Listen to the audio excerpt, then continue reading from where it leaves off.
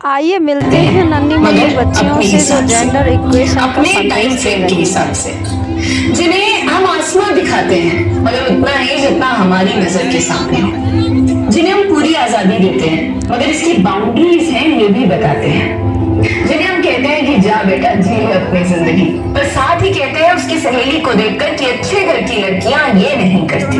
Video बना ला। लगाकर के सारी ही पाबंदियां उड़ने को कहते हो उनसे यहाँ, विरासत में जिनको मिली बेड़ियां उनको कहते हो तुम सब यहाँ बेटियां।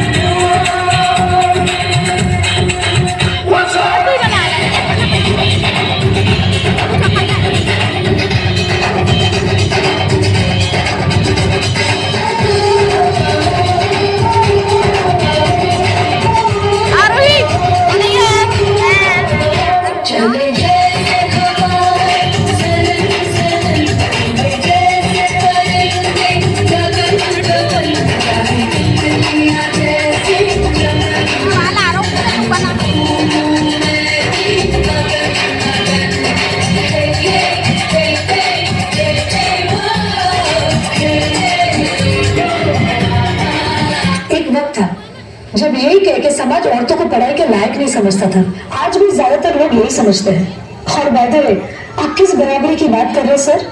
आपको क्या लगता है कि कुछ औरतों ने हिट पर क्या लिया, उनकी और मर्दों की जिंदगी एक बराबर है? क्या जानते क्या है आप औरत होने के बारे में? हर कदम पर ऐसे सवाल करते हैं जो एक आदमी कभी सोच भी नहीं सकता। पल्लू ज्यादा नीचे तो नहीं आ गया?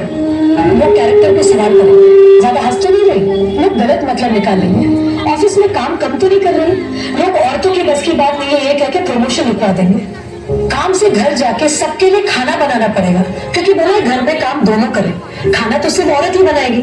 आदमी रात भर काम करे तो घर वाले कहते हैं हाय कितना काम करना पड़ता है बेचारे। औरत रात भर काम करे, ऐसा कौन सा काम आ गया जो रात भर करना पड़ता है? तो इसके अलावा हमें रोज ऐसी चीजों के बारे में सोचना पड़ता है जो सिर्फ और सिर्फ एक औरत ही समझ सकती है। ब्रा का स्ट्रैप तो नहीं दिख रहा, जो तब से घूर रहा है कुछ उल्टा सीधा तो नहीं करेगा? सर, भीड़ में कोई भी मर्द हमें जब चाहे जहाँ चाहे छू सकता है, क्योंकि जब औरत पब्लिक प्लेस में होती है तो वो पब्लिक प्रॉपर्टी बन जाती है। बसेस में औरतों की सीट्स रिजर्व है, इससे मर्दों को तकलीफ है। कहते हैं बराबरी भी चाहिए और रिजर्वेशन भी।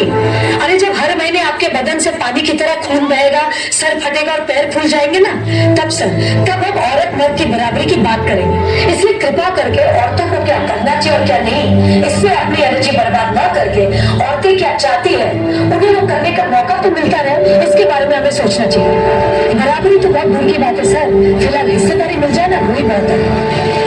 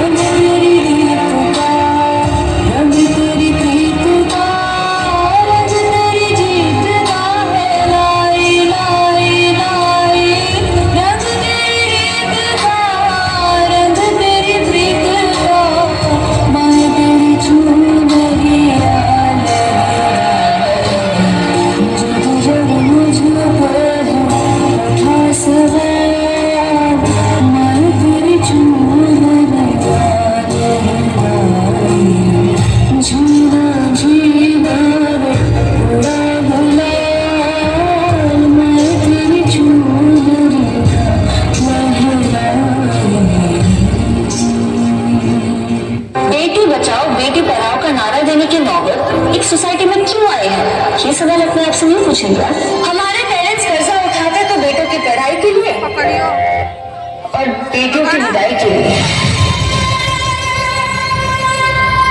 हमारी सोसाइटी में आज्ञाकारी सबसे बड़ा टाइटल है जो एक औरत को मिलता है, बहू है या बेटी, क्योंकि उसे सिर्फ और सिर्फ एक आदमी का कहना मानना होता है।